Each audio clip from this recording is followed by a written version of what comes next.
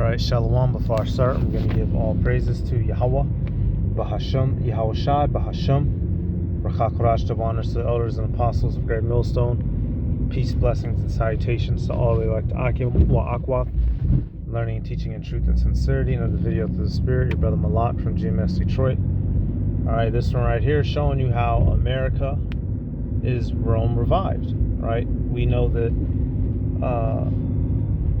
this place, many of the things that make up the different functionalities of the society uphold the image of the beast, right?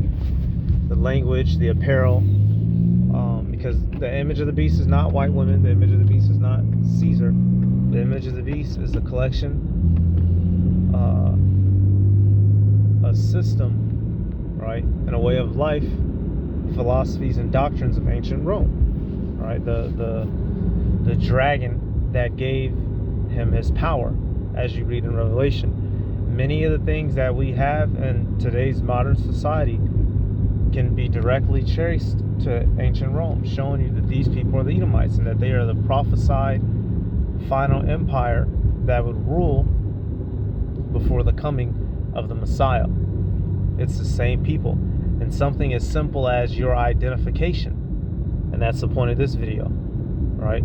And in our culture, y'all, in our Hebrew culture, we weren't walking around with IDs saying Judah ben Jacob, right? Or Judah ben Jacob, Yahweh ben Yashrala, Issachar ben Yashrala, right? Or no, with a middle name. Let's say Yashashkar. I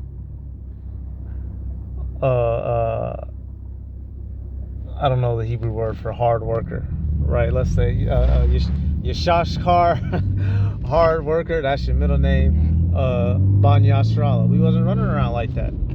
You had your first name, right, or your name, and names were subject to change, right, based on, your personality, or if you a significant event in a person's life. Or for prophecy's sake, right? You had Hoshea, it got changed to Joshua, right? Hawashai to Yahawashai. But we didn't have to prove our identification with papers, like how we have to do legally in the United States and in most countries in the world today, and like how they had to in ancient Rome. And although ancient Rome wasn't the first country to ever do this in the ancient world, but the system that we have today comes from them, right? First name, middle name, last name. What city are you from? Zip code, right? What street? The ways the streets are designed today is the way that they were designed in ancient Rome. Matter of fact, let's do this real quick. I'll play these two shorts real quick. There's this one video. If I find it, I'll do a whole re-upload on it itself. It's like a 4-minute video, and it's just going, it's like, I don't think the guy is talking. It's no narration, it's just music, and it's showing pictures of the many different things that are here in America, and it's showing how they used to be in Rome, right? Malls, streets, the way the public bathrooms, gymnasiums, theaters, right? Musical theaters, just a whole, it was going down a whole heap of things. So let me play these two shorts real quick. How are the US and ancient Rome similar? Politically and socially, the USA is in many ways an advanced version of the Roman Republic. The two-party system was present in Rome, called the Optimates and the Populares, and the office of president is very similar to that of the Roman consuls. The idea of judges, juries, and defense attorneys was originally Athenian. However, the Romans adopted, developed, and popularized the idea. Basically, the US government and legal frameworks are based on Roman designs. The U.S. government and legal frameworks are based on Roman design. Moving on to the social aspects, Roman leadership loved to keep the population satisfied by holding sports events like chariot racing and Panem, bread and circus. Panem et circenses. gladiator games. Sound familiar? The USA has both of these in the form of car racing and the UFC. Finally, Christmas, weddings, Christianity, and the modern calendar all have their roots deep in Roman culture. Like and subscribe for more videos. So we have that video, and then we got this one. Ever wonder why America seems obsessed with the Roman Empire? You'd be surprised how deep the connection runs. From the towering columns of the Capitol building to the architecture of courthouses, the influence of Roman design is all around us. We may not realize it, but we walk through Rome's legacy daily. But it's not just the buildings. America's ideas of democracy, justice, and military power come straight from Roman ideals. The Romans built one of the first great republics, and America saw itself as a modern version of that powerful system. And let's not forget Hollywood's obsession. Movies like Gladiator and Spartacus continue to captivate us with stories of Roman heroes, battles, and epic drama. So, why do we keep thinking about the Roman Empire? Because whether we realize it or not, Rome shaped America as we know it today. Ever wonder why Rome shaped America as we know it today. And where was this prophesied, y'all? Revelation. Come on, man. Vocab A. And that's the thing. This is your own people admitting it. We didn't kidnap these guys, interrogate them, and force them to say this. This their own people admitting it. Right? All through the Spirit. Revelation 13. I'll just start right at it. Let me start it. Let me see. It's lucky, y'all. Bust this turn. Yeah, I'll start at verse 3. I'm gonna start right at it. Y'all already know the deal. Revelation 13:3. And I saw one of his heads, as it were, wounded to death. We know that was Rome. It fell. The Eastern Roman Empire.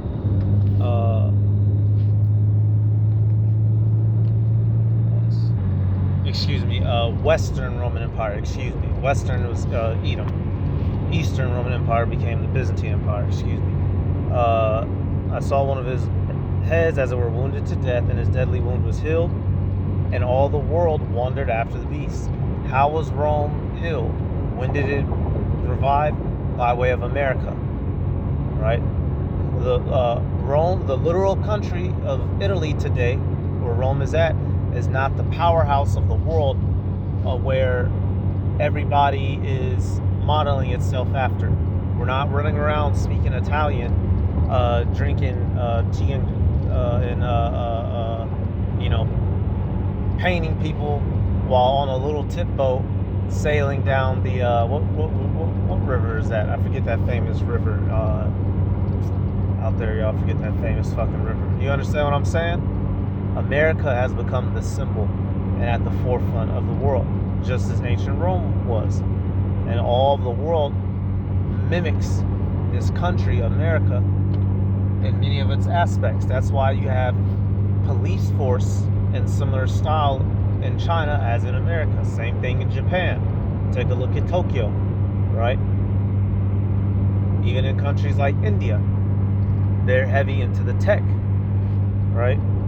All you see is other countries involving themselves with this place. The same way that in the ancient times, dealing with ancient Rome was basically a necessity when they were booming. So let's come back here. Let's see how identification, the very simple thing is identification, how that goes back to these sons of bitches. Because in the kingdom of heaven, we're not going to have to walk around with a driver's license, right? You got to have insurance on your horse. You got to have renter's insurance, health insurance, dental and vision. We ain't going to have none of that bullshit. That ain't written nowhere in the scriptures. You got to have all these licenses to be able to exist. And then because that's another form of his oppression. Matter of fact, I'll get one more real quick. I'm sorry, y'all. That's another form of oppression that this man uses. All these laws and licenses to keep you bound to his system, so you have no freedom. And you're perpetually relying on him and always having to work. Psalms 94:20. Shall the throne of iniquity have fellowship with thee, which frameth mischief by law? These Edomites, by way of America, right? How does the beast speak? By Senate passing laws, which are enforced by the different government agencies, even unto the threat of death. If you don't comply, if you want to drive with no license, you can get yourself beat down, jailed, and potentially killed by police. If you want to become a a sovereign citizen, right, and break all the laws set up in this country, you will suffer. And all these laws are oppressive to your humanity in the first place, and they're designed to be. In modern times, we take for granted the ability to easily prove our own identity with things like driver's licenses, social security numbers, birth certificates, and all kinds of other products of our bureaucratic states. Yet even still, there are plenty of scams out there for falsifying one's own information, stealing other people's information, and impersonating them for malicious means. This all got me thinking, how on earth did people in the past prove their identity, and just how common was the issue of identity theft? Let's find out. And that's how Esau gets you. Well, we need to know we need to put a chip in everybody so we can make sure that nobody is doing that. You know, all that bullshit. Well, somebody could take it. Somebody could pretend to be you and buy a TV. In the ancient world, you had your name in your family's household. You were known by your name, by the things that you did, right? Esau, Edom's way of life, he's always trying to give you some sob story to get you stuck and hooked on his system, something to worry about. And if you fall for it, you's a fool. It takes a lot of reading to make these documentaries. This leaves me with very little time to actually get through my We can start by looking at the reasons why you might need to prove your identity in the first place. Well, just as today, in all but the smallest, most insular communities, people in the past weren't merely engaging in face-to-face interactions with folks they were already well acquainted with. Rather, they were constantly interacting with folks they didn't know well, and often doing so from great distances. Such social activities, therefore, required some foundation on which both parties could come to terms. This might merely be a matter of trust, but more often than not, involved some degree of certification. Common ideas necessitating some proof of one's identity involve property claims, debts, business transactions, the managing of affairs remotely, partaking in legal activities, claiming an inheritance, adopting a family member, getting married. The list goes on and on. So it's just showing different methods of, and back then, y'all, you were known for certain things, right? Like, you read in the scriptures, David was known for being a shepherd, right? Then he became known for being a warrior later. Obviously, eventually the king. What you did, what you carried on you, right? You could be known. What was Elijah called? Elijah the Tishbite, right? You could be called after where you're from or the job you had, right? Such and such, the blacksmith. This is how we got down in the ancient world, right? If you were known for being a wealthy man, right? A man of means.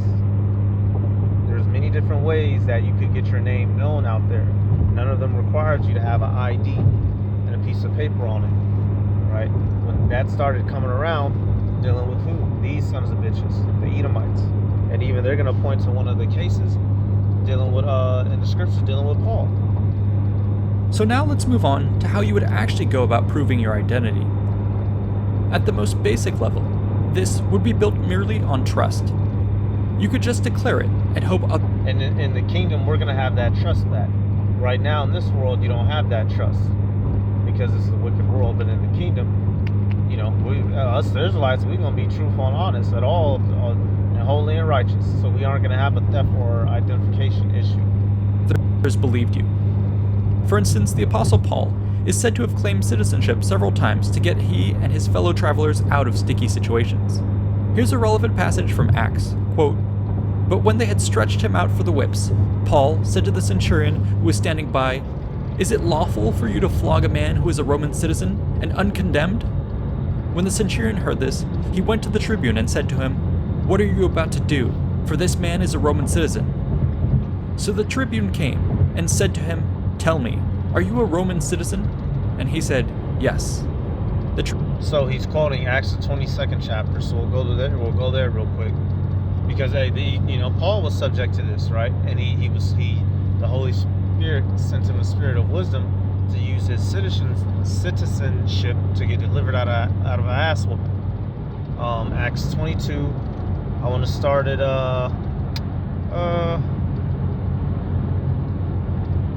because you had the Israelites who wanted to kill him, right?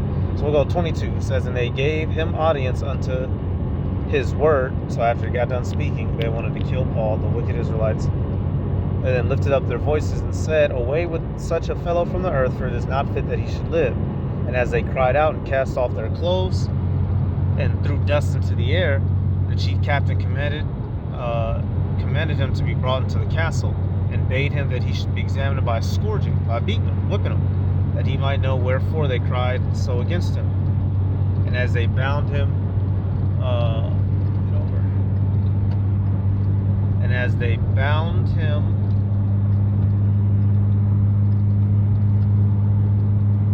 with thongs, Paul said unto the centurion that stood by, is it lawful for you to scourge a man that is a Roman and uncondemned? When the centurion heard that, he went and told the chief captain, saying, take heed what thou doest, for this man is a Roman. Then the chief captain came and said unto him, tell me, art thou a Roman? He said, yeah. Right, so Paul used his citizenship, just like today, y'all. Now, we know the police take advantage of their power and they'll just come whoop the shit out of you, right? But they're supposed to be able to have, they're supposed to have probable cause before they can, arrest you and jam you up and all that shit. So you can use your rights to get out of a situation. He was doing the same thing here, right? Paul was using wisdom. We all know that he's not a Edomite when he's using the term Roman. He's calling himself a Roman because he was born under the rule of Rome, right? He's an Israelite from Tarshish. We know this, right? What tribe is Paul from? Benjamin. Matter of fact, I'll just prove that real quick. Let's do Benjamin tribe. And this is our true identity. Your identity is traced by your bloodline, not 100% of the time the land that you were born in or the empire you were born under.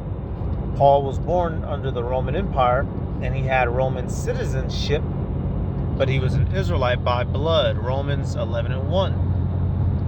11:1. It says, I say then, that Yahweh cast away his people. Yahweh forbid.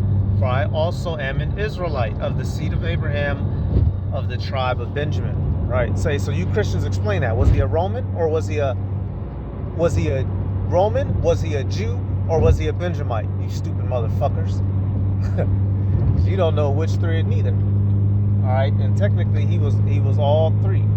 He was of the tribe of Benjamin, an Israelite, and he was technically a Jew, because all three of the tribes left in the land were being called Jews at that time, although he was not a Judite. It was a collective term for the three dark-skinned tribes, Judah, Benjamin, and Levi. And he happened to be a Roman citizen.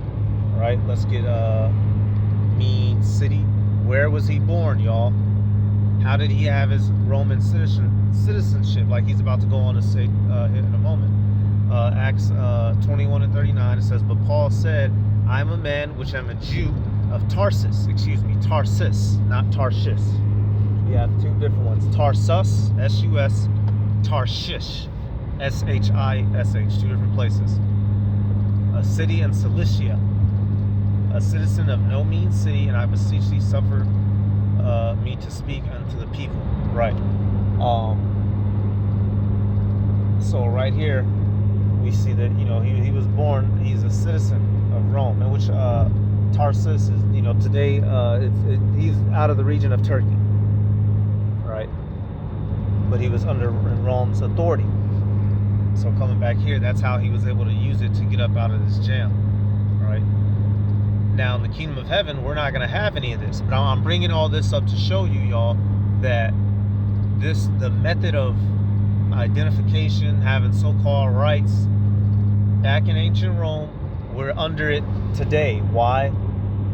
Because it's the same empire. We read that Revelation, no new thing. This is how we know we're under the Edomites again, right? And this is Rome all over again. Ecclesiastes, it should be 3 and Ecclesiastes 1 and 9, right here in the middle.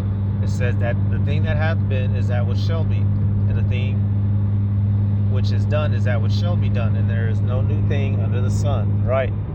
So we're back here in Rome all over again, y'all. People, the key players back reincarnated. You come back here, finish this out. It says 28, and the chief captain answered, with the great sum obtained I this freedom, and Paul said, but I was freeborn. Right, so the captain, he was a captive at one point, and he paid money to gain his qualified status. Paul was born free. Then straightway they departed from him, which should have examined him, which was torture him. And the chief captain also was afraid, after he knew that he was a Roman, and because he had bound him. The same way today, that if you're unlawfully arrested, what can you go and do, y'all? If an officer detains you or arrests you improperly, what can you do? Right here. I said, can you sue after an unlawful arrest? It says, yes, you can sue for an unlawful arrest, also known as a false arrest or false imprisonment, if you can prove the police acted without probable cause or violated your constitutional rights. Where does the constitutional rights, right, or the Constitution, the Bill of Rights, many of those things get its foundation in what? Ancient Rome, as we learned from some of those clips earlier, y'all. This is the same place all over again. That's why those Roman soldiers backed up, because they themselves could have been in danger of getting punished and chastised for mishandling a fellow Roman citizen. The same thing we're dealing with today. God damn it. Roman citizen? And he said, yes. The tribune answered, I bought this citizenship for a large sum. Paul said, but I am a citizen by birth. So those who were about to examine him withdrew from him immediately, and the tribune was also afraid, for he realized that Paul was a Roman citizen, and that he had bound him. Now it seems a bit absurd to think that all of this took place on a single man's word. However, we should keep in mind that there were likely other social clues to back up such claims, like the ability to speak Latin, the use of the Tria Nomina naming convention, or other displays of wealth or status. There is also the principle at work here that the level of evidence required was generally proportional to the claims being made. Want some overly aggressive guards to back off a bit? No problem, confidence can do the trick. Want to bring matters to court though, and you'd have to do better than that. This next level of proof might involve having people vouch for you. Of course I'm Paul, the Roman citizen. Here's my friend who says so too. So, he's saying, if you were slick, right, you could have smooth talked your way out of a situation. But eventually, as you try to go higher up, you did have to have some proof of your citizenship. Right, so let me fast forward, because he's going to go on to, certain people carried certain things on them, right? Certain people carried certain pieces of jewelry, right? Or certain pieces of paper, right? Certain symbols or sigils on them that proved it. All right, and that's how Esau got down, y'all. Look at the imagery that we're looking at. We're not looking at ancient Babylon. We're not looking at some Japhites in the jungle. We're looking at motherfucking Romans dressed up in their apparel. Come on, man. This is real. This is easy math. I mean, what else do I got to do? Goddamn, jump through the screen and slap somebody? This is these people all over again. It's the same system all over again. Understandably, this still might not be convincing enough. The way this worked is that you would basically have a custom design that was tied to your identity and which was difficult to replicate. The seal itself. Your signet, right? You have a king's signet to stamp a letter to prove it came from him, right? What did Judah give to Tamar? You remember? He gave it. Let me get that real quick. We didn't have to walk around with pieces of paper to prove who he was. Let me get that. Tamar, let me get that. What did Judah give to Tamar, y'all?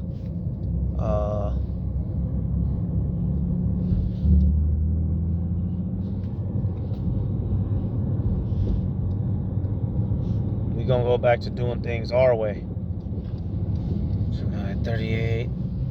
Let's see.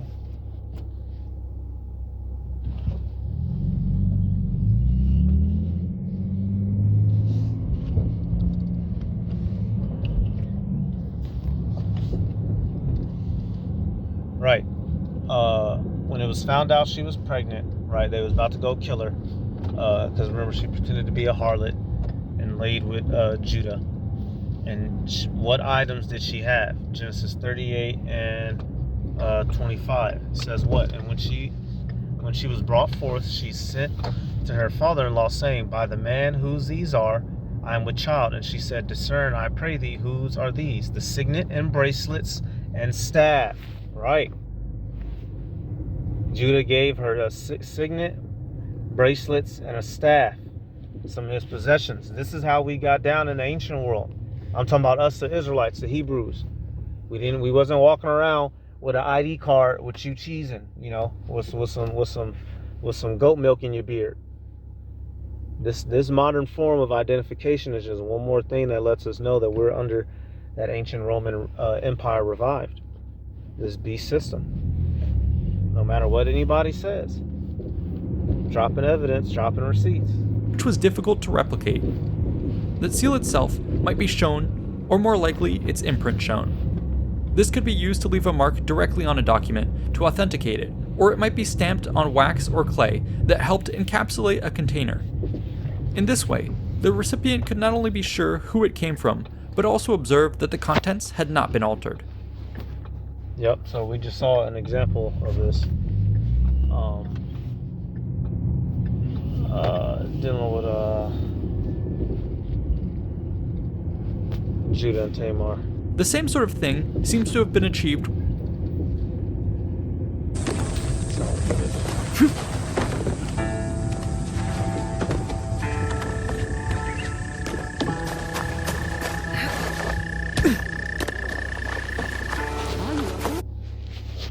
Another physical proof of ID would be the citizenship roles maintained by ancient governments.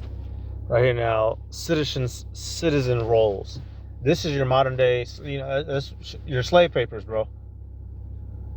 Right? ID, social security card, birth certificate, all that bullshit. In Israel, we didn't have to have citizen roles, right? That comes from Edom. For instance, in Greece, we know that these lists were important for the regulation of citizenship and the summoning of levy forces. In Sparta, this was extremely important, given the quite strict approach to citizenship. And so them Jakes was going off, the Spartans, right? Obviously they learned these things from the Greeks. We discussed previously. Unfortunately, we don't know much of what this actually looked like. Some insight, though, can be gleaned by turning to Athens. 508 BC required each demo male children turned 18, they would return to have them officially registered as citizens. Should the documents be lost, when you turned 18, you had to officially return to be registered as a citizen. What does that sound like, y'all? Here in America, you turn 18, you know, you can get your little driver boy, and then you turn 21, right? And you get your sideways ID. Now you can legally drink, and you have other, you know, couple things you're awarded that you're allowed to do. Where did that come from? Ancient Rome. And there's one more in here I really want, and I'll end the video after that. It's dealing with basically birth certificate. See if I just got to keep fast forwarding. Or other problems arise, the matter would pass through the courts to have the citizen roles properly corrected. A similar process occurred in Rome. Here, the citizens were enrolled on the tribal lists with information concerning their full name, their father's name. Now, don't get me wrong. We had what do you call it? You know, your family tree, right? We had records, right? I'm not saying we had no records whatsoever. We kept records, right? You are such and such, son of such and such, right? This land belongs to, you know, bought this parcel of land for, you know, however many pieces or whatever, right? This land belongs to my fathers from this unto that generation, right? We had things like that, but this method and draconianism, right? The forms of tracking that we have under Esau Edom now, we're not going to have that in the kingdom. This goddamn slavery that we have here today.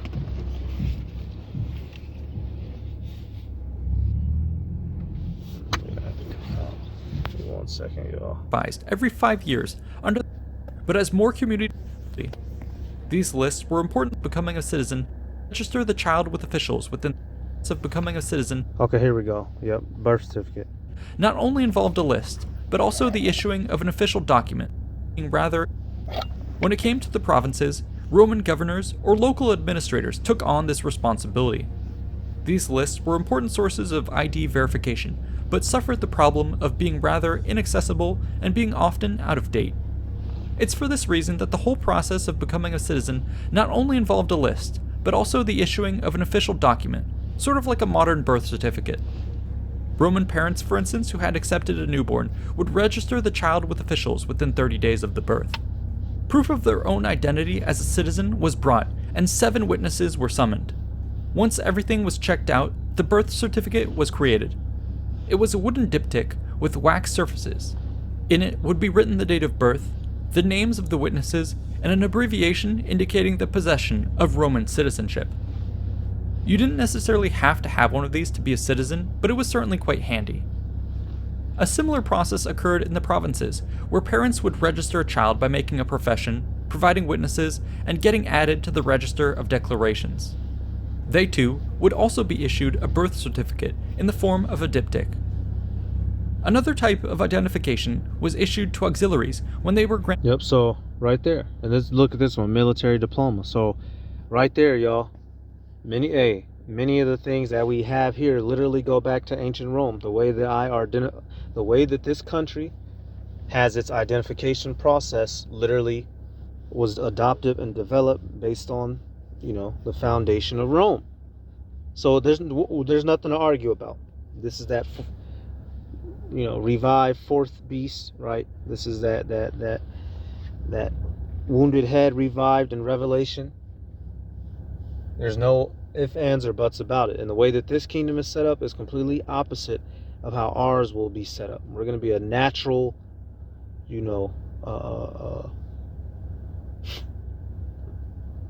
we're gonna be cohesive with nature and the world. These Edomites are the complete fucking opposite. So that was it, y'all. I just came across this clip, thought it was interesting, wanted to highlight these things. All right, giving all praises to Yahweh Bahasham, Yahweh Shai Bahasham. Rakha Korash, to honors to the elders and apostles, grab millstone, peace, blessings, and salutations to all the elect Akim, Wa Akwath, learning, teaching, truth, and sincerity. Shalom.